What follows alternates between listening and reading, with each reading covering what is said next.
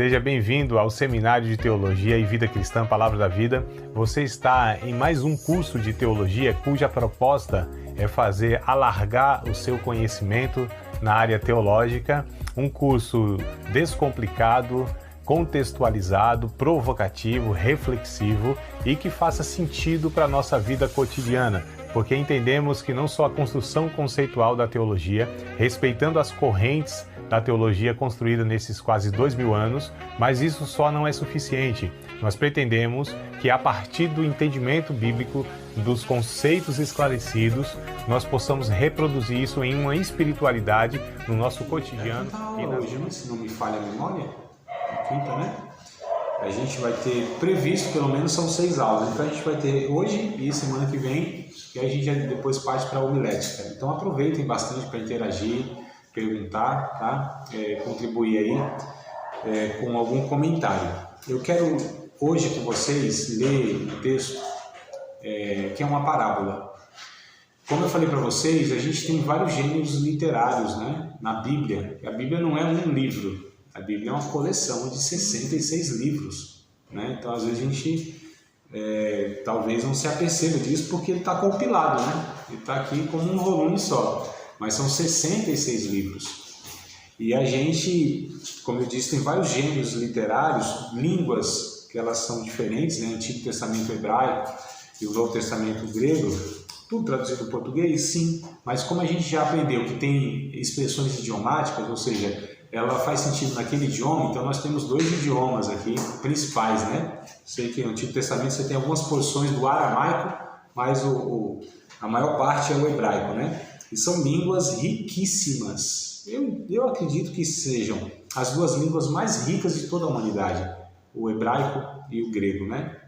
Não tem outra informação diferente, não. E aí a gente tem as parábolas. As parábolas são histórias, né? Algumas histórias e algumas histórias, né? História sem o H, né? Ou seja, é aquilo que foi elaborado de uma maneira narrado de uma forma fictícia, né? Não são histórias verídicas. Mas outras são histórias mesmo, e até aquilo que é muito do cotidiano. Então é bem interessante, né, como Jesus ele usava essa metodologia, essa didática, para ensinar assim, verdades profundas, espirituais, e ele falava daquilo que todo mundo entendia, porque era um cotidiano, né? Boa noite, coisa boa. Hoje é o dia do retorno, né? Retorno de alguns e algumas estão retornando, coisa boa, né? Tem um ditado que diz que o bom filho à casa do pai retorna, né? Bem-vindas aí, as que estão voltando.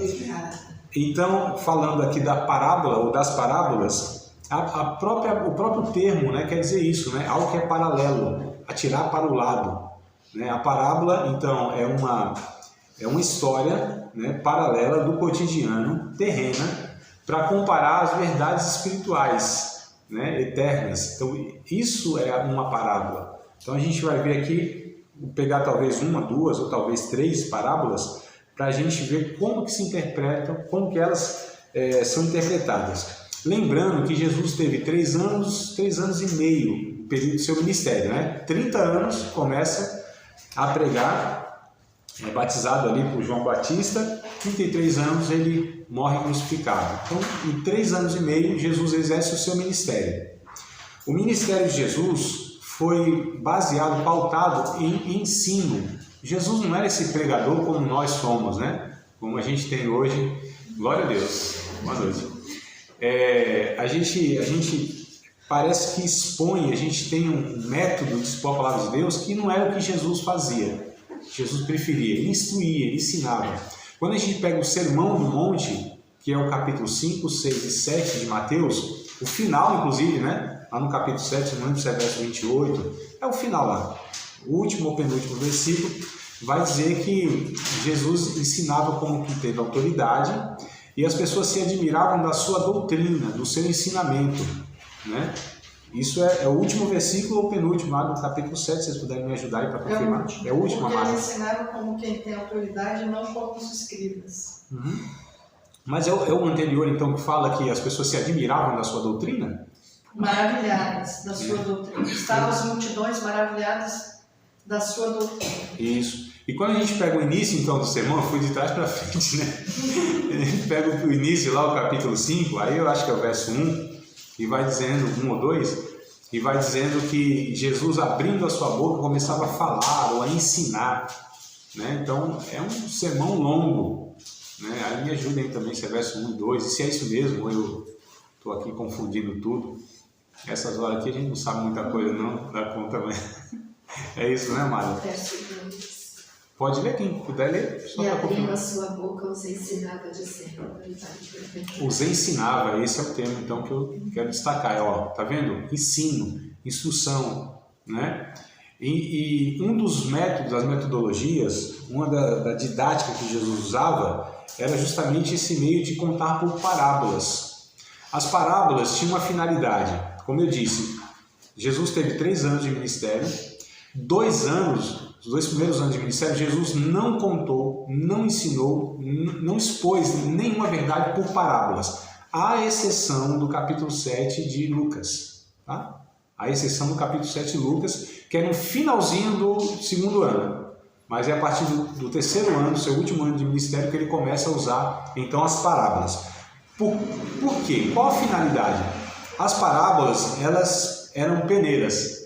Como eram histórias que de pronto, né, ouvindo, não era algo que se entendia, né, então você tinha que se demorar um pouco. Quantas vezes Jesus falou alguma coisa, os próprios discípulos falaram, Jesus, ele não entendeu não, o senhor pode explicar mais, né, pode mais detalhadamente, pode nos ensinar? Porque eles concluíam coisas assim que não tinha nada a ver. Tipo, Jesus falava assim, ó, guardai-vos do fermento de Herodes e tal. E eles dizem, rapaz, acho que ninguém guardou o pãozinho aqui direito da multiplicação lá, e acho que Jesus está falando isso, né? Diz, não. Exceto que capítulo?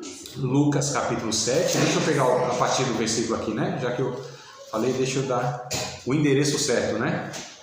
É o capítulo 7 de Lucas, a partir do verso 36, essa aqui é a parábola, né? Que ele conta, que é fora desse período, tá?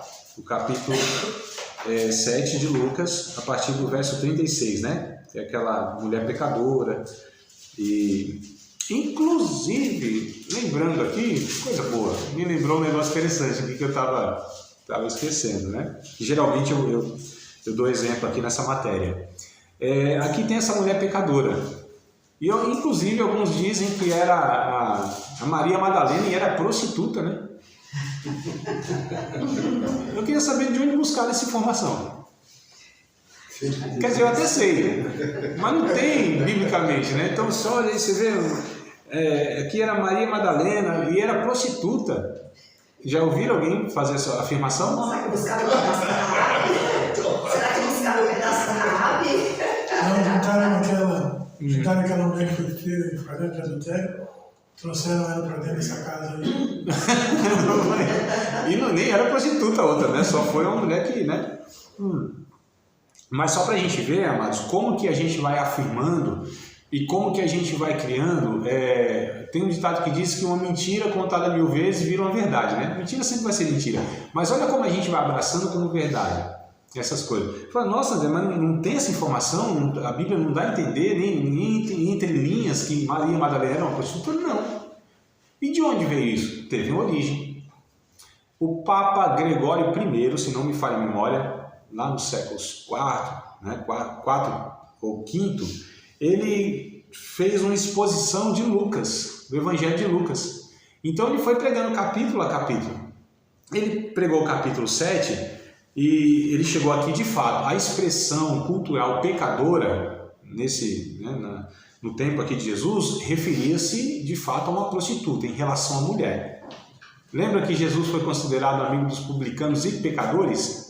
Então, quando eram pecadores em relação ao homem, aí cabia um monte de coisa. Ladrão, assassino, e por aí vai. Em relação à mulher, referia-se à prostituição. Então, de fato, uma mulher pecadora é uma mulher prostituta, que está aqui no capítulo 7. E aí, esse Papa, né, pregando capítulo a capítulo, ele chega no capítulo 8 aqui, quem que está na conversa? Maria Madalena. O que ele conclui? Que essa pecadora do capítulo 7 era Maria Madalena, porque dela tinha saído 7 espíritos, né, malignos, 7 demônios. A gente está falando do século IV, ou seja, 1600 anos para trás, não é?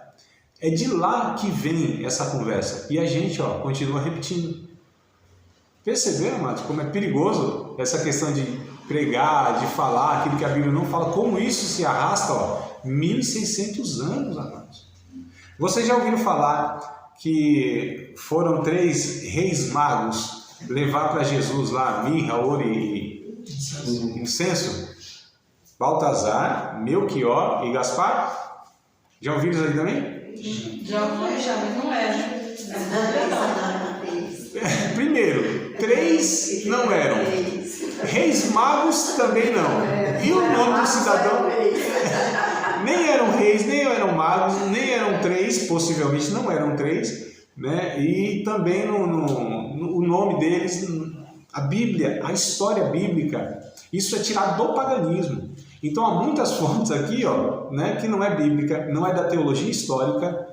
Olha que balaio, né? Que coisa misturada. Então, mas voltando a Maria Madalena, ele só antecipou uma história dela, poderia ter acontecido. O Papa, né? Porque a pecadora, na maioria das vezes, era adúltera. E as adúlteras viravam prostitutas. Sim. Elas saíam, não tinham marido, aí iam se prostituir quase na totalidade, quase todas elas. Aí ele deve ter antecipado. Pecado, adultério, já virou prostituta. Então, por isso que ele deve ter. Agora, André, adúltera na Bíblia necessariamente tem o significado de prostituta? Não. Porque adulterar é uma coisa, isso, né? Prostituição é outra. É outra. Agora aqui, ele concluiu isso sem base nenhuma. Estou falando desse caso aí do Gregório. Mas o que eu quero chamar a atenção, olha como isso até hoje perdura.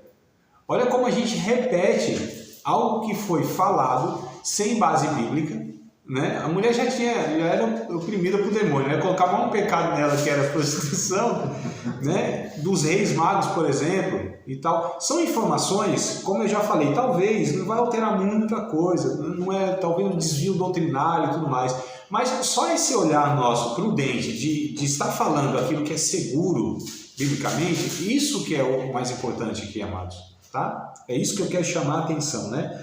Essa mulher aqui, esse capítulo 7, não é o mesmo caso do capítulo 11 de João. Vocês lembram do capítulo 11 de João? Evangelho de João, capítulo 11, onde Jesus entra na casa lá em Betânia, na casa de uma mulher. É a mesma cena, mas não é o mesmo relato histórico. É a mesma cena, né? 12, né? Obrigado, Thalita, é 12, então isso. Entra lá em Betânia, né? A mulher chora nos pés de Jesus, enxuga os cabelos dele lá, enxuga os pés dele com o cabelo, unge lá os pés de Jesus, mas não é a mesma situação. É bem parecida. Quando a gente investiga o texto, quando a gente vai perceber o momento histórico, são momentos históricos diferentes. O que eu quero dizer, amados, está vendo como a Bíblia ela demanda que a gente de fato pesquise, que a gente busque o texto, o fato histórico e tudo mais, né? Então é isso que a gente precisa entender. Eu até me perdi que não era isso que eu ia falar, mas eu vou voltar para o Lucas. Do Lucas 7, 36, exceto esse capítulo, que ele só fala em parábolas a partir do 3º ano do ministério. Isso. Igual que é outra passagem, não é mesmo? É o João 12. Não é mesmo? Não é. É quase igual. É bem semelhante, mas não é o mesmo relato.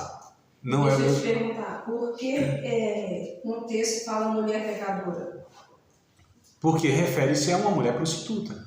Ah, tá. No caso, essa daqui do Lucas 7 era uma prostituta. Sim, é uma prostituta, do 7. Mas do 8, que vem o relato do 8, que está lá Joana, Maria Madalena, acho que Salomé, as mulheres que sustentavam Jesus financeiramente, né? Essas mulheres... Não, estou falando do Lucas 8. Do outro. Essas mulheres do capítulo 8, elas não podem ser relacionadas a uma delas, a essa mulher pecadora que é uma prostituta. Isso foi uma conclusão, como eu disse lá atrás, né, desse papo. E aí isso foi se perdurando. Agora o João, aí que eu falei do João capítulo 12, que quando a gente lê os dois, fala, não, é o mesmo caso, né, mas não é também. Tá? Só para a gente entender, tá vendo como cada parte da Bíblia ela precisa ser entendida dentro do seu contexto, precisa ser entendida. Os evangelhos sinóticos que nós falamos na semana passada, né, que não cabe João. João não é sinótico, João é totalmente diferente, né, tem um estilo literário diferente, tem um olhar diferente. É por isso que não é sinótico. Sinótico é porque é sob o mesmo olhar. Sinótico, né? É João 12. Isso, João 12. Mas aqui dá nome, né? Que é Maria. Exato. Vai todo lado. Sim. Não, a mulher não. A mulher aqui unge os pés de Jesus e chora. É isso? Ah, tá, mas não é a Maria do capítulo 8, porque no capítulo 8 aparece a Maria Madalena, não é a mesma, né? Não é a mesma, são diferentes. É por isso que eu falei, do capítulo 12 é diferente do capítulo 7 de Lucas. Capítulo 12 de João é diferente do capítulo 7 de Lucas. Essa daí é identificada. Inclusive a irmã do Lázaro, né? E da Marta e... Da Marta. Por isso eu estou te perguntando, por que fala pecadora lá? Porque só chegando nessa conclusão já dá para entender que não é. Sim, não é a mesma que a exato. Mas é bem semelhante, né? O ato em si. Né? Não, a gente aprende agora, eu acho. Quando a gente presta atenção nos termos, né, de fato o relato, o registro, a gente vai conseguindo perceber, opa, tem diferenças.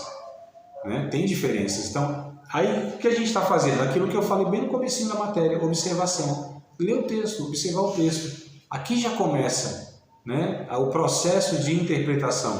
Porque eu leio, comparo, observo, aí depois eu vou interpretar.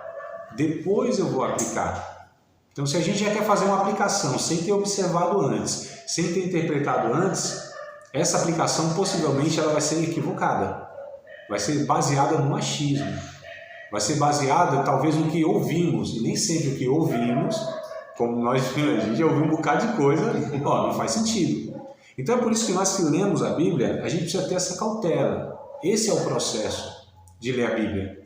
Você observar, interpretar e aplicar. Na observação e na interpretação, aí a gente tem que fazer todo esse exercício de investigação do texto, né, de compará-lo, de ver se ele está ensinando algo, ou melhor, a gente conclui que ele está ensinando algo, mas se o restante da Bíblia não tem um ou outro ensinamento que pode estar contradizendo aquilo que eu estou concluindo, que a Bíblia não tem contradição. Sou eu que me equivoquei lá e estou dando uma interpretação equivocada e, né, aí gera essas questões e tal. Tranquilo? Então, olha como uma passagem bíblica a gente consegue estar problematizando e estar discutindo. E qualquer texto da Bíblia, né, que a gente pegasse aqui demandava isso. Não é uma coisa simples ler a Bíblia. Não é tão literal, né? Então, assim, às vezes as pessoas falam assim, não, eu sigo a Bíblia literalmente. Não é possível, amados. Não é possível. Ah, mas eu busco nos originais. Tá bom. Se a gente pega, por exemplo, os originais, 2 aos Coríntios, capítulo 4, verso 4. Lá no original está escrito que Satanás é um Deus. Está lá, Theos. Palavra para Deus. Theos. Theos, né? Theos. Aí a conclusão é, não, mas se no original está escrito que é um Deus, ele é um Deus. Satanás é um Deus? Não é um Deus. Então nem sempre essa questão vou buscar nos originais. Opa, entendo o contexto. A palavra pneuma, né, no Novo Testamento, que é a palavra traduzida para espírito, não distingue que espírito é. É o contexto que vai determinar, porque a palavra é uma, pneuma, espírito maligno, espírito do homem, espírito de Deus, a palavra é única, é pneuma. Né? Então, percebe que às vezes as pessoas falam, não, buscar no original está escrito isso aqui, mas calma, é o contexto.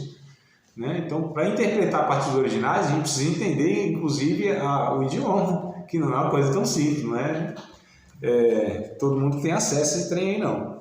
Vamos pegar Lucas, capítulo 10, versículo número 25, até o 37. Lucas 10, 25 ao 37. Quero pontuar mais alguma coisa antes que a gente leia aqui juntos, tá? Só para, acha aí. Mas preste atenção na informação. O que eu estou fazendo aqui? Pegando um texto completo. Qual é o texto completo? Do 25 até o 37. Esse é o texto completo. Não é uma tirinha, né? Não é um versículozinho ou dois. Esse é o exercício correto, completo. O que seria mais completo ainda, amados? Amadas? Capítulo. Mais completo ainda. O livro. Mais completo ainda. Saber quem é seu autor. Mais completo ainda. Para quem foi direcionado. Né? Que data que foi escrito. Qual é o tema central desse livro? Isso aqui é um exercício de leitura ou de estudo de todos os livros da Bíblia, de todas as passagens. Você fala, André, mas está muito trabalhoso isso. Não tem nada fácil aqui não, mas voltando nas parábolas, que eu falei de fácil, agora me lembrei. Jesus começa, então, a partir do 3º ano do seu ministério, do começo, né, a contar por parábolas, porque ele peneirava. Porque, de fato, as verdades de Deus, elas não são coisas assim para todo mundo. No sentido que, isso aqui qualquer um tem acesso. Não. Só tem acesso àqueles que se interessam pela palavra de Deus, pela verdade de Deus. Não é uma coisa qualquer. Então é por isso que Jesus foi peneirando, porque havia multidões que o seguiam nesses 2 anos. Por que o seguiam? Porque ele abençoava todo mundo, expulsava demônio, curava os enfermos, multiplicava os pães. Então aquela multidão, Jesus foi, não. Jesus foi selecionando, no sentido de que ele queria que as pessoas entendessem quem ele era, qual é a mensagem que ele estava trazendo, a seriedade daquilo tudo. Ele não era mais um líder. Então Jesus foi peneirando a partir das parábolas, porque as parábolas faziam isso, era uma triagem. Quem é só curioso, quem só quer o benefício, não se interessa mesmo, não se demora, vai embora, como muitos faziam. Ouvia, não entendia, vai embora.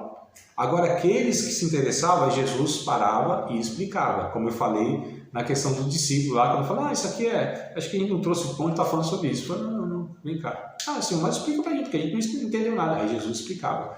Isso já é um processo de peneirar, selecionar as pessoas que amavam Jesus, que queriam ouvir de fato a verdade da sua boca. Então Deus, ele não está preocupado em juntar multidões curiosas, descompromissadas. O Evangelho, as verdades do Evangelho, amados, é para aqueles de fato que entendem a importância dessa mensagem, que entendem a seriedade de seguir Deus. Por que muitos estão 200 anos na igreja e eles são superficiais no entendimento da palavra de Deus? É porque é para poucos? Não, é para todos. Só que aqueles que se demoram, que dedicam tempo. Não estou falando só no curso de teologia, não. Eu estou falando na vida diária, né? Aí sim, essas pessoas elas vão ser diferenciadas, mais maduras, espiritualmente falando.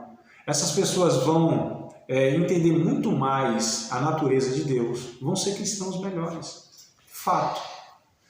Tem um teólogo que disse, eu nunca vi um cristão sincero e maduro que não tenha amor pela palavra de Deus. Nunca vi. Desconheço. Né? Mas bora lá, ler o texto aqui. De Lucas capítulo 10, versos 25 ao 37. Alguém pode fazer essa leitura assim? Respeitando pontos e vírgulas, prestando atenção nos termos, devagarzinho.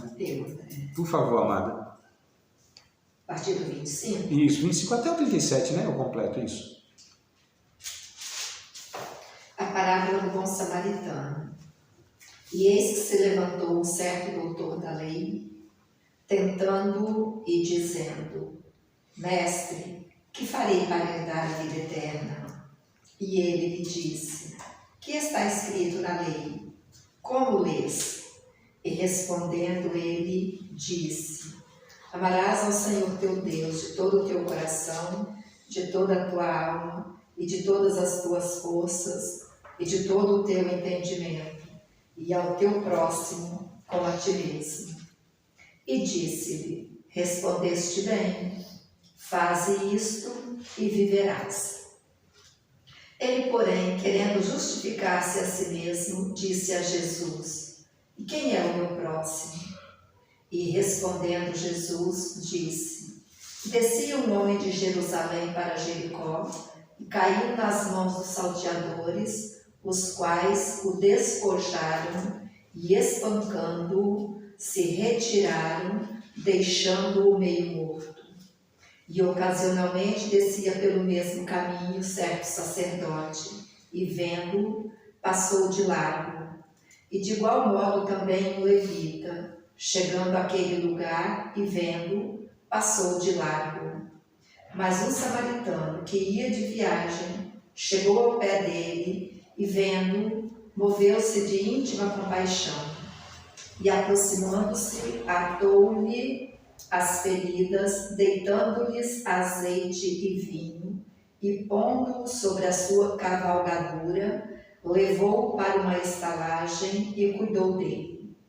E partindo ao outro dia, tirou 2 dinheiros e deu-os ao hospedeiro e disse-lhe: cuida dele, e tudo o que demais gastares, eu te pagarei quando voltar. Qual, pois, destes 3 te parece que foi o próximo daquele que caiu nas mãos dos salteadores? E ele disse: o que usou de misericórdia para com ele? Disse, pois, Jesus: vai e faze da mesma maneira. Obrigado, amada. O cara nem falou foi o samaritano, eles não falam jamais. Judeu fala, foi o samaritano que conhecia, é esse aí que usou de misericórdia. Vamos para a interpretação da parábola, né? Lembra que eu disse? Parábola, né, é uma história do cotidiano, pode ser verdadeira, ou seja, aquilo tenha acontecido ou não, né? Mas a intenção é você ensinar, né? É passar verdades espirituais, tá? Então vamos lá, olha que coisa interessante. Foi até Jesus um advogado da lei, né? Um doutor da lei. Foi até Jesus e aí pergunta para ele, então, aqui a respeito do que era necessário para herdar a vida eterna. Veja que coisa interessante, amados, acompanhem comigo.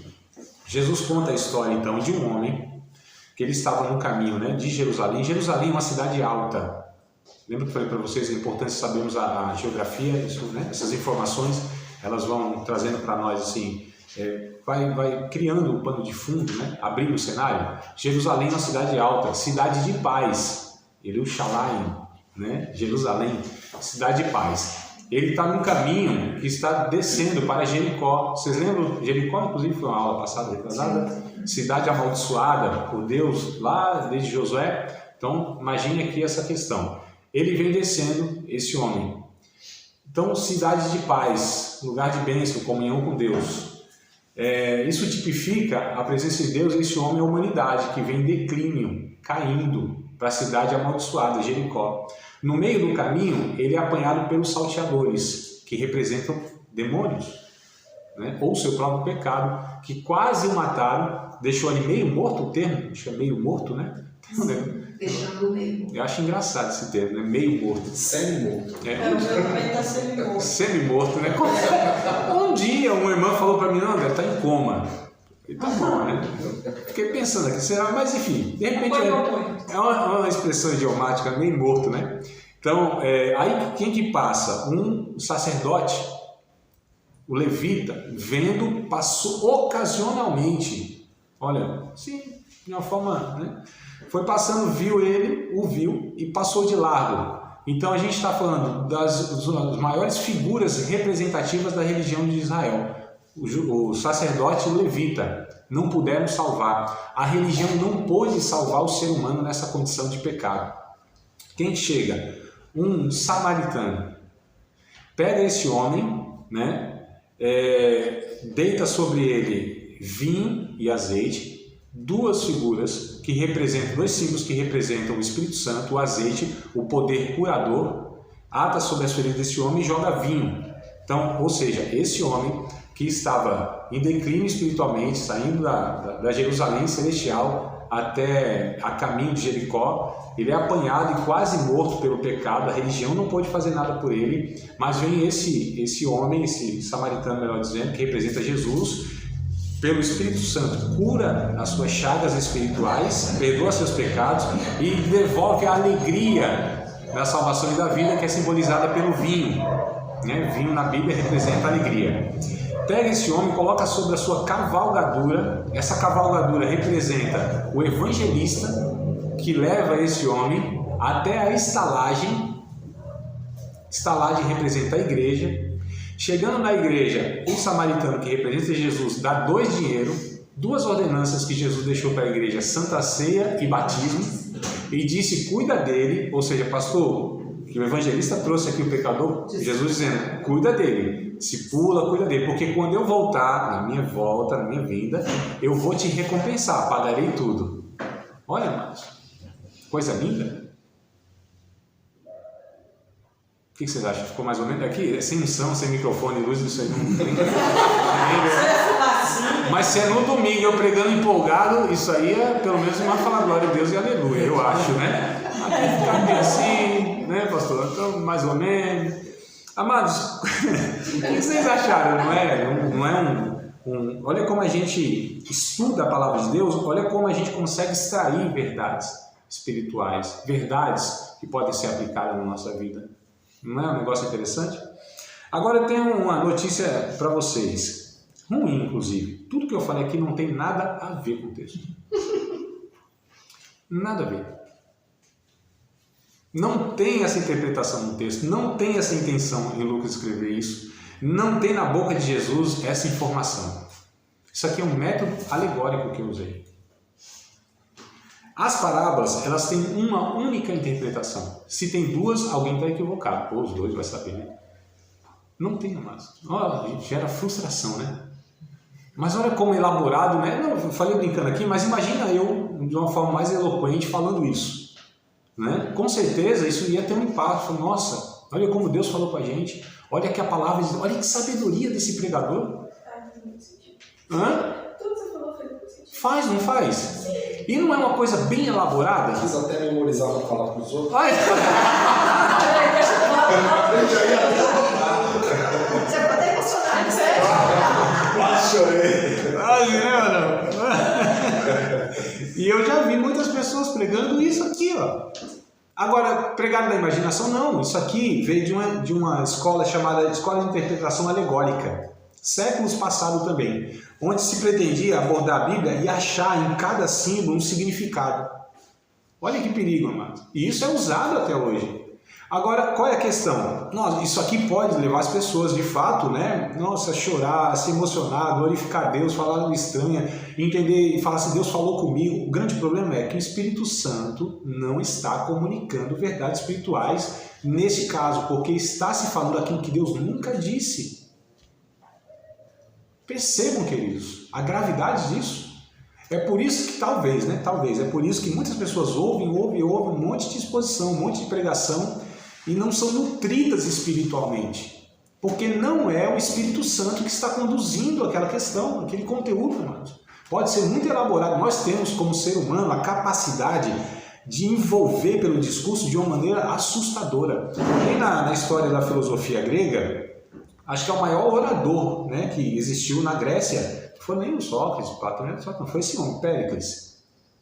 Diz a história que quando ele discursava, as pessoas desmaiavam.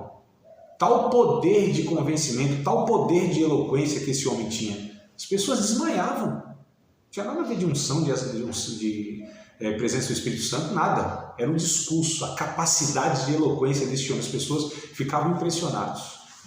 Inclusive, a Bíblia diz que o falso profeta, ele falará como dragão, será um homem que convencerá de uma maneira assustadora a humanidade. Hitler tinha essa capacidade.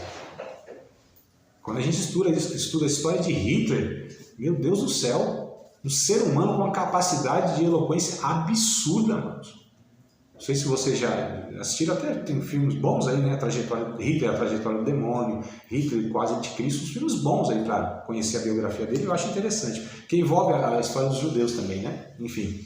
Mas aí, Hitler, ele se defendeu no tribunal sem advogado. Ele foi absolvido. Negócio impressionante. O cara saiu do nada para ser um líder, né? Ruim. Estou falando que é uma coisa positiva, eu só estou destacando essa capacidade humana de convencimento, né? E aí o que acontece? Esse é o grande problema. Quando a gente não entende essas regras, quando a gente não entende, não percebe tudo isso, a gente ouve e de fato fala, nossa, é Deus coisa nenhuma. Né? O que Jesus quis ensinar aqui? Simples. Amor, misericórdia, ponto final. Agora se vem o André. Aí fala uma coisa tão simples assim, ó, irmãos, aqui ó, foi falado isso, Jesus respondeu isso aqui, Jesus quis ensinar isso aqui, ó. Quem é o próximo? Quem é o meu próximo? Qualquer um que eu encontrar com necessidade. Tá, o que Jesus está ensinando aqui? Amor, misericórdia, é isso que a gente tem que levar para a vida. Mensagem simples, mas não é elaborada.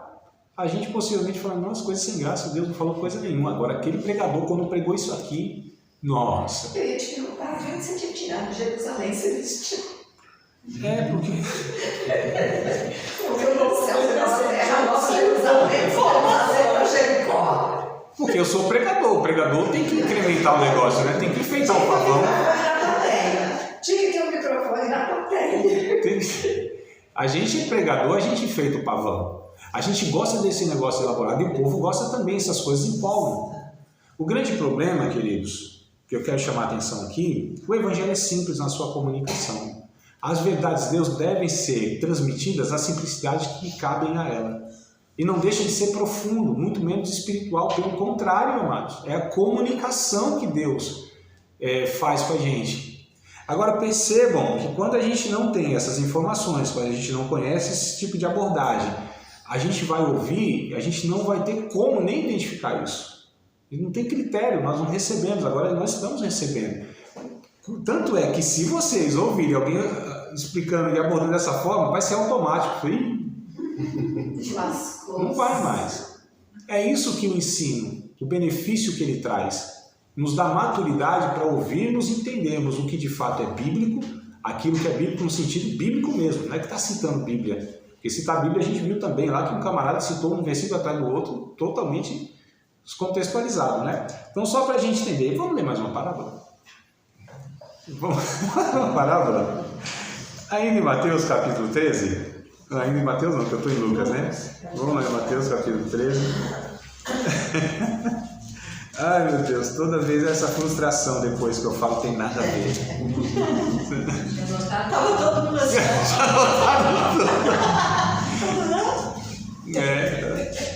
Depois do cinturão, mas ele roubou.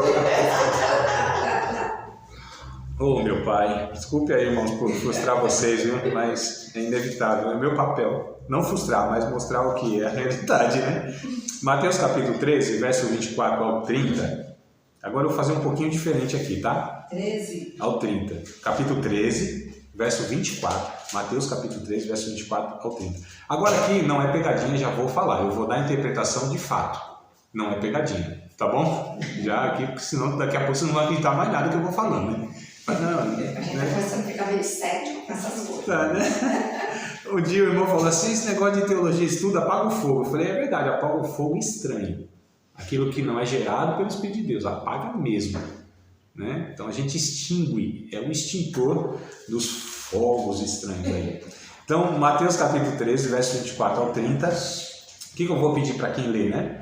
Para ir lendo pausadamente, à medida que for lendo, eu vou dando a interpretação, mas aviso, é a interpretação correta, não tem pegadinha não, tá? Tudo bem? Pode ficar tranquilo aí. Então, quem for ler, por favor, Mateus 13, 24 ao 30. Não, desculpa, é 24 ao 30 mesmo. É que eu estou meio cegueta aqui, mas é isso mesmo. Pode começar, quem achar, por favor. Propôs-se outra parábola, dizendo: o reino dos céus é semelhante ao homem que semeia boa semente no seu campo. Tá, então o reino dos céus é semelhante ao homem que semeia, né? A boa semente no seu campo. Tá, essa boa semente, ela representa os filhos do reino, tá? Estou afirmando, é isso mesmo. Pode continuar, por favor. Mas, dormindo os homens, veio o seu inimigo e semeou o joio no meio do trigo e retirou-se. Tá, o joio são os filhos do maligno, representam os filhos do maligno. E o inimigo, né? Falou do inimigo? O inimigo que semeou é o próprio diabo, tá? Esse inimigo representa o diabo. Continue, por favor. E, quando a erva cresceu e frutificou, apareceu também o joio. Isso, o joio, né? Que a gente já viu, são os filhos do maligno, né? E os servos do pai de família, indo ter com ele, disseram-lhe: Senhor, não semeaste tu no teu campo boa semente? Por que tem então joio? Pode continuar, Marta. E ele lhes disse: um inimigo é que fez isso. E os servos lhe disseram: quereis, pois, que vamos arrancá-lo? Porém, ele lhes disse: não, para que ao colher o joio, não arranqueis também o trigo com ele. Tá, então essa colheita, essa ceifa do joio representa o final do mundo, né? O final da história humana. E os ceifeiros, no caso, são os próprios anjos que farão isso, né? Essa separação do joio, que representa os filhos malignos, e separar os filhos do reino, né? Que é representado aí pelo trigo, né? Pode continuar, Amanda. Deixai crescer ambos juntos até a ceifa. E, por ocasião da ceifa, direi aos ceifeiros: colhei primeiro o joio, e atai-os em molhos para o queimar. Só reforçando, então a ceifa é o final do mundo, os ceifeiros são os anjos. Sim. Mas o trigo ajuntai no meu celeiro. Tá, jogar no fogo, né? Falou, né? Vai lançar no fogo, tá? Esse fogo, ele representa de fato a perdição eterna, né? O inferno e aquela condenação toda que a gente sabe que haverá, né? Então, é isso aí. Acabou, ele não? vai colher-se do joio, né? Sim. Acabou o texto? Uhum. Então, a interpretação aqui, ó, ela é essa mesmo, tá? Eu não estou me desconfiado, ver vocês olhando assim, bem incrédulo. É essa mesmo. Amados, para eu compreender essa parábola, interpretar adequadamente, eu precisei ler muito, comentários, escutar muitos ensinadores para entender né, para compreender, interpretar essa parábola. Só que não. É só o verso 36 em diante. O verso 36 até o 40 é a explicação da parábola. O que eu falei aqui está no texto, do 36 em diante, 36 ao 40. Por que eu fiz isso? Porque quando a gente pega um texto, lê um pouco mais, às vezes, no próprio texto mais adiante está a explicação da parábola. Isso não é a única, tem outras que Jesus explica. Algumas sim. Agora, André, nessa parábola fala assim, né, que o campo é o mundo. E a maioria das pregações fala de joio e trigo dentro da igreja. Sim, sim. Não é que está totalmente errado, né? Mas é isso que eu vejo mesmo. É o mundo. Na interpretação, é o mundo. O joio e o trigo, ou seja, os filhos do reino e os filhos malignos, estão no mundo. De forma geral. Exato. Mas essa é a aplicação também que eu ouço. Porque dentro da igreja pode ter, mas aqui eu falo do mundo e não da igreja. Exato. O campo é o mundo. Está afirmando, né? Sim. Então perceba, amados, que às vezes a leitura do texto já favorece, já contribui, já traz a compreensão. É por isso que eu falei, a importância de lermos o texto todo, o capítulo todo, entendermos o livro e etc. e tal. Essas informações, por si só, já vão construindo, né, toda a interpretação.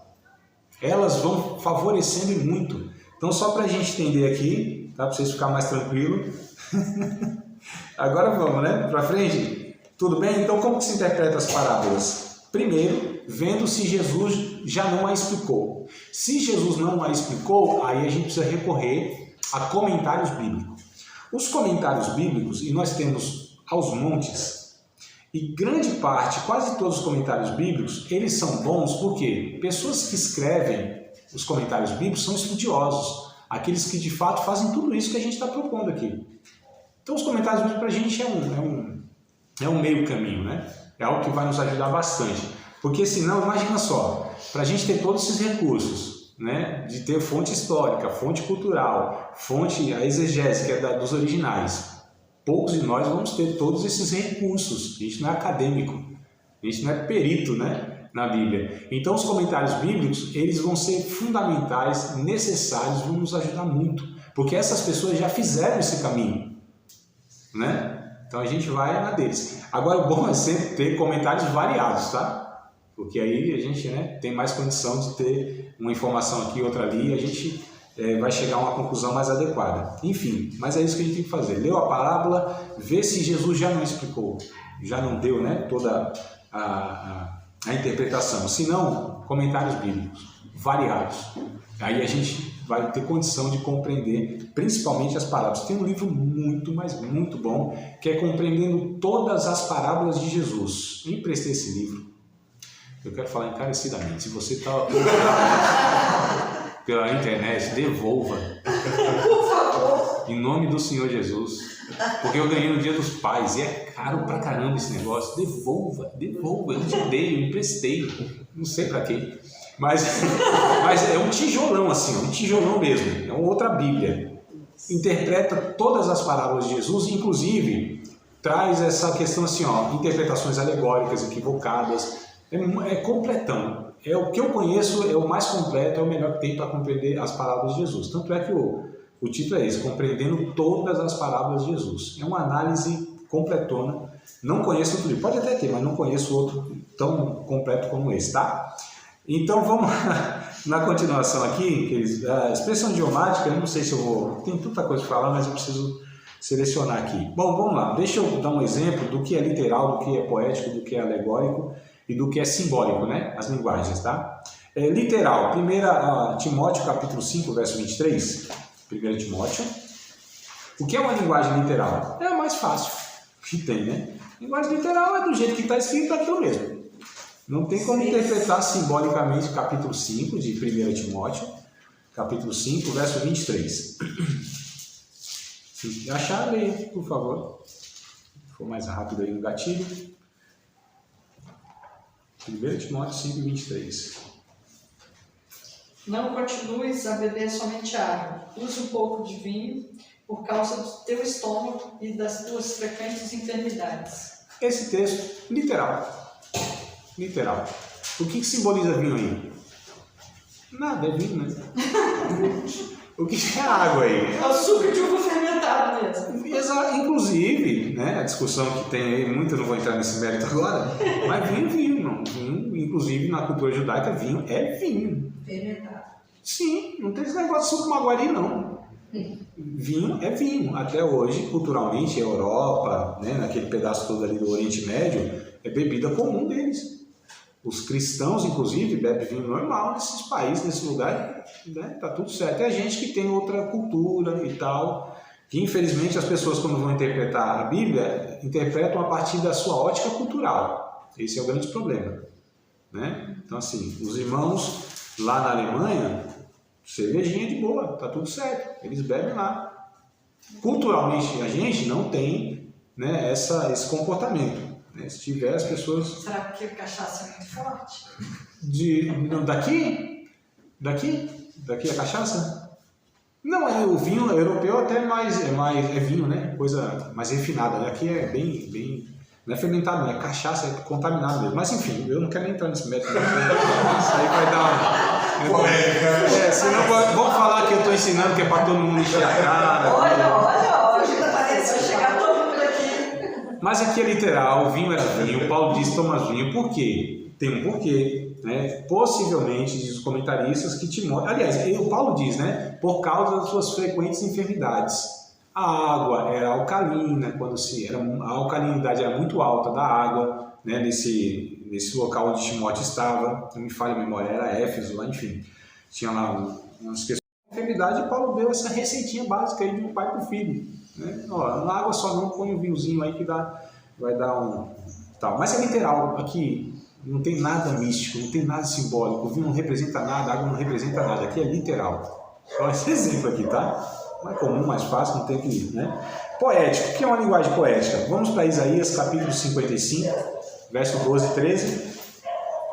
Linguagem poética, Isaías 55, 12 e 13, verso 12 e verso 13, do livro de Isaías, do capítulo 55. Do capítulo 55, do livro de Isaías, verso 12 e 13. Thalitinha, já achou aí? Você está compenetrada, estou vendo. Se você achou, puder ler, eu te agradeço. Por favor. Porque com alegria saireis e em paz serei guiados. Os montes e os outeiros exclamarão de prazer perante a vossa face, e todas as árvores do campo baterão palmas. Em lugar do espinheiro crescerá a faia, e em lugar da sarça crescerá a murta. Isso será para o Senhor por nome, por sinal eterno, que nunca se apagará. Isso, obrigado, amada. Não tem como ser literal, né? Ninguém nunca viu a árvore batendo palma, a não ser que estava drogado.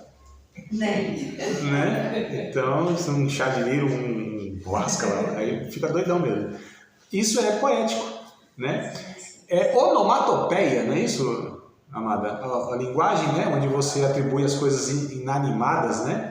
A onomatopeia é quando você imita sons. É som, é som. Sons. É verdade. É. Aqui não tem som, né? Só não. tem... Então não é onomatopeia. Onomatopeia. Não é. Mas, enfim, linguagem poética, é isso aqui. Quando a gente pega os Salmos, lembra que eu falei para vocês, tem livros todo livro, ou a maioria, né, do conteúdo do livro é poético, e aí é muito complicado quando a gente pega esses textos, desses livros poéticos, para ali você fundamentar a doutrina, porque ali é linguagem poética, não pode ser tido como literal. O Salmo, por exemplo, os Salmos, na sua grande maioria, a linguagem é poética. Até os relatos que tem no Salmo histórico tem uma linguagem poética ali, né? O Salmo 6, verso 6, por exemplo, eu dei até um exemplo em uma das aulas aqui, vocês lembram? Salmo 6, verso 6, se vocês puderem ler, achar aí. Não tem como ser literal, aquilo não é literal. E aí a gente precisa reconhecer, identificar. Opa, isso aqui não é literal. Eu não posso interpretar isso aqui ao pé da letra, né? 6 e 6, isso. Salmo 6, Estou 6. cansado de tanto gemer. Isso. Todas as noites faço nadar o meu leito, de minhas lágrimas o alar. Eu dei exemplo para vocês, até brincando, não é só em desenho que a gente vê isso, né? O cara chorando, vai subindo no nível da água, vai boiando as coisas. Então, isso é, inclusive, uma hipérbole, né? É um exagero. Então, você tem hipérboles, você tem esses exageros, é uma linguagem poética. Então, só para a gente entender, tem linguagem literal, tem poética, tem alegórica. Aí a gente volta para o Novo Testamento, em Gálatas, capítulo 4. Novo Testamento, Gálatas, capítulo 4, versos 21 em diante. 21 ao 31. Que a gente está fazendo o exercício do texto completo, a gente vai se habituar a isso. A partir, em nome de Jesus, dessa matéria, ler a Bíblia sempre assim, sempre. O negócio de textinho é para os fracos. Nutella que lê uma tirinha. A gente quer ler toda a Bíblia, todo o capítulo, todo o livro, tá certo? Nunca mais aquele papagaio tirando a tira, né? Não sei se tinha as caixinhas de promessa por essas bandas também, uns 20 anos atrás, né? Tinha não. A gente tinha essa febre, né? Caixinha de promessa. Ia lá, pegava de tirinha, só faltava um papagaio, o cara rodasse para pegar. É uma cultura também que eu nem sei se tinha aqui. Mas Gálatas capítulo 4, versículo número 21 até o 31, quem puder ler também. Estou economizando aqui, que o óculos eu estou me adaptando ainda, não estou enxergando muito bem. A garganta está ruim e vocês já vão acostumar a ler também, né? Então, quem puder ler, por favor, me ajude. Dizei-vos que quereis estar debaixo da lei. Não ouvis vós a lei? Porque está escrito que Abraão teve 2 filhos, um da escrava e outro da livre. Todavia, o que era da escrava nasceu segundo a carne, mas o que era da livre por promessa. O que se entende por alegoria? Porque estes são 2 concertos, um do monte Sinai, gerando filhos para a servidão, que é Agar. Ora, esta Agar é Sinai, um monte da Arábia, que corresponde a Jerusalém, que agora existe, pois é escrava com seus filhos. Mas, até qual 31? Até o 31, por favor. Mas a Jerusalém, que é de cima, é livre, a qual é mãe de todos nós. Porque está escrito: alegra-te, estéril, que não dás à luz, esforça-te e clama, tu que não estás de parto, porque os filhos da solitária são mais do que os da que tem marido. Mas nós, irmãos, somos filhos da promessa como Isaque. Mas como então aquele que era gerado segundo a carne perseguia o que era segundo o Espírito, assim é também agora. Mas que diz a Escritura? Lança fora a escrava e seu filho, porque de modo algum filho da escrava herdará com o filho da livre. Isso, de maneira que, irmãos, somos filhos, não da escrava, mas da livre. Obrigado, amada. Até o 31, né?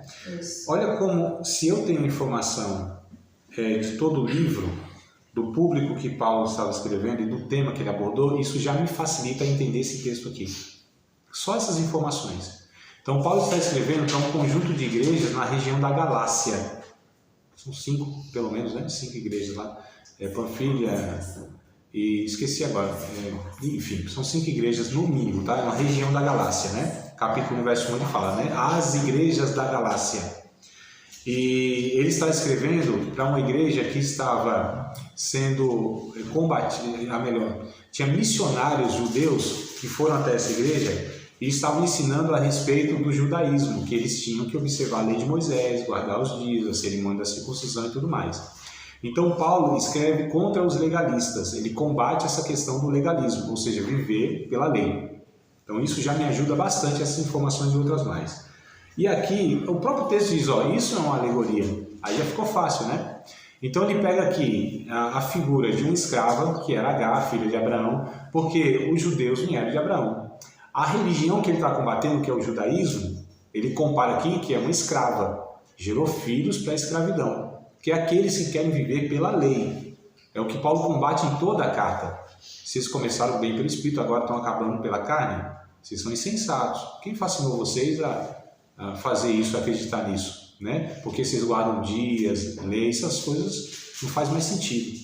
Então ele vai comparando aqui. Isso é uma linguagem alegórica. Quer dizer, pegou uma mulher para simbolizar uma religião, um monte, né, falando inclusive ao Monte Sinai, onde foi dado a lei, Jerusalém que é de cima, que não são os escravos. Então, assim, a Agar que persegue, né, ou seja, o judaísmo está perseguindo os livres, são os discípulos de Cristo, aqueles são da Jerusalém de cima, não são escravos.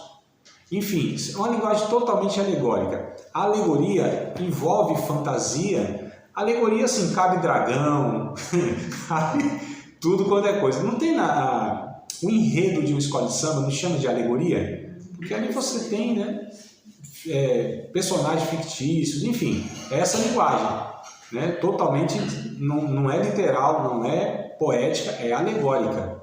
Porque comparação? Sim, não é simbólica, né? Às vezes o símbolo que é mais comparativo. Mas sim, existe uma comparação. O que eu quero dizer é que aqui não cabe literalidade, não cabe poética, é um negócio mesmo bem diferenciado, né? Que é a alegoria. Pega coisas vivas e pessoas para comparar a outras coisas que não são. Então é essa mistura toda aí, tá? Isso é alegoria. E a simbólica, que é algo também que a Bíblia tem muito, e a gente precisa entender o símbolo, o que aquele símbolo representa. E eu quero pegar um texto bem conhecido, bem simples, que é João capítulo 15. Tá? Então aqui é um exemplo do que é uma linguagem simbólica. João 15. Só vou ler, acho que não vou ler alguns, né? Talvez os 5, 6. Os 5, até os 5. Acho que fica bom aqui para a gente entender já o que eu quero passar. Então João capítulo 15 de João. Eu sou a videira verdadeira, meu pai é o lavrador. Toda vara em mim que não dá fruto, atira e limpa toda aquela que dá fruto para que dê mais fruto. Vós já estáis limpos pela palavra que vos tenho falado, está em mim e eu em vós. Como a vara em si mesma não pode dar fruto, se não estiver na videira, assim também vós, se não estiverdes em mim. Eu sou a videira, vós as varas. Quem está em mim e eu nele, esse dá muito fruto, porque sem mim nada podeis fazer. Não é literal. Não é alegórico, não é poético, é simbólico. Jesus está usando o símbolo da videira para representá-lo. E nós, como os galhos, né, ligados a essa videira, porque nós estamos ligados a ele. Isso faz com que a gente dê fruto. Então isso aqui é símbolo. Tem aos montes símbolo na Bíblia. Que de fato você tem lá uma passagem que o vinho simboliza a alegria? Tem também. Não é lá no texto de Lucas. Mas tem. Quando ele fala, eu sou o pão vivo que desci do céu, isso também. É símbolo. Isso é uma representação, né? Quer dizer, o alimento. No caso, ele está comparando um alimento físico e ele é um alimento espiritual. Então, é um símbolo. Os símbolos, eles apontam, né, para uma verdade que talvez escrita tivesse mais demanda para elaborar e tudo mais. Então você pega um logo, o símbolo é um logo, você pega um logo, aquele logo representa um monte de coisa. Né? A gente vê um logo de uma marca conhecida, você, faz isso, a identidade é isso, produz isso, significa isso. Então o Apocalipse, por exemplo, quando a gente lê o Apocalipse, é símbolo atrás de símbolo, algumas coisas alegóricas, muita figurada, algumas poéticas, o que menos tem lá é literal. É por isso que quando a gente vai interpretar, por exemplo, o Apocalipse, tem que ter muito cuidado para não dar significado àquilo que o texto não dá. É símbolo, mas representa o quê? E tem mais um ponto que eu acho interessante destacar. Não é porque um símbolo na Bíblia representa uma coisa que em toda a Bíblia aquele mesmo símbolo representa A mesma coisa. A serpente, por exemplo. O que representa a serpente? Lá em Gênesis, Satanás. Não está escrito lá em Apocalipse, a serpente, o antigo diabo, Satanás. Então, agora quando a gente pega o João capítulo 3, por exemplo, que Jesus foi levantado como Moisés levantou a serpente ali representa o próprio Jesus. Sede prudentes como a serpente, simples como as pombas. Então, ó, tá vendo? A serpente, ela não representa Satanás em todos os livros da Bíblia, em todas as passagens. Depende do contexto. E a pomba representa o Espírito Santo? Sim, em alguns textos. Acho que é Oséias 8 e 11, se não me falha a memória. Oséias 8 e 11. É Oséias. Não sei se é 8 e 11. A pomba é símbolo de imprudência, de tolice. Não representa o Espírito Santo. Mas na passagem, por exemplo, que lá no Evangelho de João, né? Jesus é batizado por João, ou Batista, a pomba, né, ele tem uma visão, tá? E é visto o Espírito Santo como uma forma corpórea de uma pomba. E representa o Espírito Santo, não é o Espírito Santo, representa o Espírito Santo ali, mas não lá em Oséias, é tolice. Lá em Gênesis, o que representa aquela pomba que foi, né, solta lá por Noé? Então a gente precisa entender que cada texto, embora o símbolo é o mesmo, ele pode ter significado diferente. Né? Não vai dar tempo de eu falar hoje, mas na semana que vem talvez eu fale de alguns símbolos que a gente tem: óleo, fogo, água. Vou pegar esse símbolo aí para a gente estar vendo como que isso muda de fato. Tá? Oi? Aliança. O que representa? Às vezes representa aliança. Né? E nem diz ali, né? Vamos, já deu a hora de ir embora? Não, né? Vamos pegar mais um texto só, amados, e a gente encerra por aqui. Mateus, esse texto eu acho que você se lembra de memória, não é possível, é tão pregado, é tão falado, do Mateus capítulo 7, versos 7 a 11. Pedi, vocês lembram ou não? Como que alguém pode recitar? Ô, mas me ajuda aí, que vocês estão desanimados.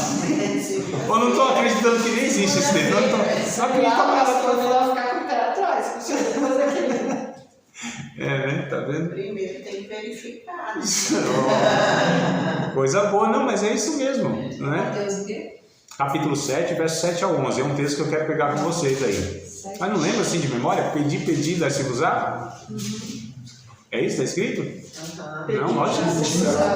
Não é isso que está escrito, não, amados. Vocês estão lendo. Eu falei pedi, dá-se-vos-á. Vocês falaram, é isso que está escrito. Tem a música? Com fervor, e vos darei o Consolador. Firmado em mim, graça eternal, assim jamais um crente cai. Se eu continuar cantando aqui, vocês vão tremer de nervoso, não é poder não. Mas olha só, a gente fala pedi, mas não está no texto. Pede, dá-se-vos-á. Bate, se abre. Busca, encontra. Porque qual é o pai que o filho lhe pedir um pão? Lhe dará uma pedra. Continue, por favor. Até o 11. E pedindo-lhe peixe, lhe dará a serpente. Se vós, pois, sendo maus, sabeis dar coisas boas aos vossos filhos, quanto mais o vosso Pai que está nos céus dará bens aos que lhe pedirem? Foi até o 11, Tatiana? Foi? Obrigado. Olha que coisa interessante. Vocês já ouviram alguém pegar esse texto e pregar? Expor ele? Já? Não, amado, sim. Sim? Tá. Então me fale se ouviram assim ou não, tá? Porque é o que eu ouço muito falarem. Quando se pega esse texto, né, lê ele, e a aplicação, a interpretação e a aplicação é a seguinte, pelo menos o que eu até hoje tenho ouvido majoritariamente. Se você pedir, se você insistir, se você persistir, Deus vai abençoar você. Deus vai reverter essa situação que você está vivendo. Deus pode, de fato, abrir a porta de emprego. Deus pode te dar essa solução. É essa aplicação que vocês já ouviram ou não? Tá. Qual é o problema, então, de falar isso? Dar essa aplicação, interpretação e aplicação? Porque o texto não propõe isso. Não, mas é uma promessa de Deus. Se você pede, se você insiste, se você bate... Porque olha só, se nós somos gente ruim e nós temos um filho, ele pede uma coisa para nós, a gente vai negar? Quanto mais vocês se pedirem, se insistirem, Deus não vai dar para vocês. Essa aplicação, essa interpretação e essa aplicação, ela não está no texto. Aqui existe uma única promessa. E aí quando Deus faz a promessa, de fato, Ele cumpre. E a gente tem que observar se essa promessa é condicional. Para dar uma dica, quando a promessa é condicional, ou seja, tem que ter uma condicionante para que aquilo seja cumprido. Né? Então, se tem se, tal, então é um condicionante. Aqui não tem condicionante não, aqui é promessa mesmo de Deus direta, assim, para todo mundo inclusive, né? Mas tem dizendo, né? Qual pai que o filho pedindo sei lá, que vai dar uma serpente? Uhum. Então, se a gente está pedindo, Deus coisa que não é boa, Deus não vai dar. Sim, essa é uma conclusão possível nossa. É o que a gente faz. A pergunta é, quando Jesus falou isso, era isso que ele tinha em mente? Essa é a pergunta. Quando Lucas registrou que Jesus falou isso, a promessa é essa. Essa nossa conclusão, é isso que eu estou propondo, né? Todas as vezes que a gente lê, é buscar o autor, a mente do autor, do locutor no caso, de quem falou. É isso que estava na mente dele? Porque se é, tranquilo, Deus garante, ele vai cumprir, é Deus. Agora a questão é, se não é Deus, melhor, se não é o pensamento de Deus, se isso não é, essa nossa conclusão não está no texto, simplesmente Deus não se responsabiliza. Simplesmente eu não posso falar em nome de Deus e eu não posso me agarrar a essa conclusão, porque Deus, ele não atende, amados, aquilo que a gente acha. Deus, ele cumpre aquilo que ele disse sobre sua palavra. Vamos para uma regra? Olha como as coisas funcionam. Qual é a regra quando a gente lê um texto no Evangelho? Sinótico. Vamos ver se tem o mesmo texto em outro? Vamos lá? Lucas. Está em Lucas, vou facilitar a sua vida, amada. Lucas 11, 9 ao 13. Lucas, capítulo 11, verso 9 ao verso 13. Vamos lá, amados. Lucas 11, né? Sim. Verso 9 ao 13. E eu vos digo, Pode ler do 9 ao 13, por favor? e eu vos digo a vós, pedi, dá-se-vos-á, buscai e achareis, batei e abrir-se-vos-á. Porque qualquer que pede, recebe, quem busca, acha, quem bate, abrir-se-lhe-á. E qual o pai entre vós que se o filho lhe pedir pão, lhe dará uma pedra? Ou também se lhe pedir peixe, lhe dará por peixe uma serpente? Ou também se lhe pedir um ovo, lhe dará um escorpião? Pois se vós, sendo maus, sabeis dar boas dádivas aos vossos filhos, quanto mais dará o Pai Celestial o Espírito Santo àqueles que lhe pedirem. Qual é a promessa de Deus? Do Espírito Santo. Dar o Espírito Santo. Essa informação está em Mateus? Não está. Perceberam a importância, amados? Lê um texto no Evangelho Sinótico, procura em outros evangelhos se tem, porque um complementa. Qual é a promessa de Jesus? É dar o Espírito Santo. Ah, André, mas e se eu creio e eu não posso falar que Jesus pode prometer outras coisas? Em outros textos, esse não. Porque senão a gente está colocando algo que o texto não tem, que o texto não fala, que Deus não fala, mano. Esse é o ponto que eu quero destacar. Então há uma promessa no texto de Mateus?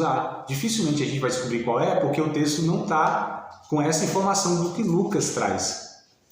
Então Lucas está falando, qual é a promessa? Dar o Espírito Santo, ponto. Não há nesses textos outra promessa de dar nada. Se existe promessa de Deus de dar outras coisas, são em outros textos, não são nesses.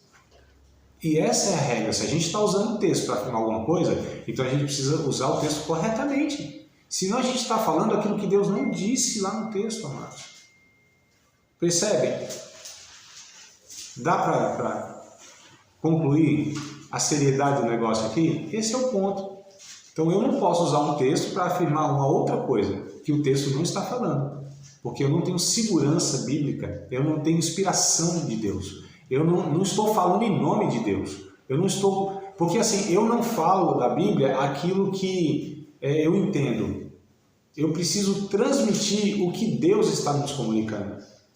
Eu não gero uma interpretação, eu não gero nada na Bíblia. Nós devemos ser comunicadores. A gente faz o que os autores fizeram. Receberam do Espírito Santo e transmitiram. A gente transmite, nós somos transmissores, nós não somos geradores. E os receptores têm que receber a transmissão correta, não com interferências, né?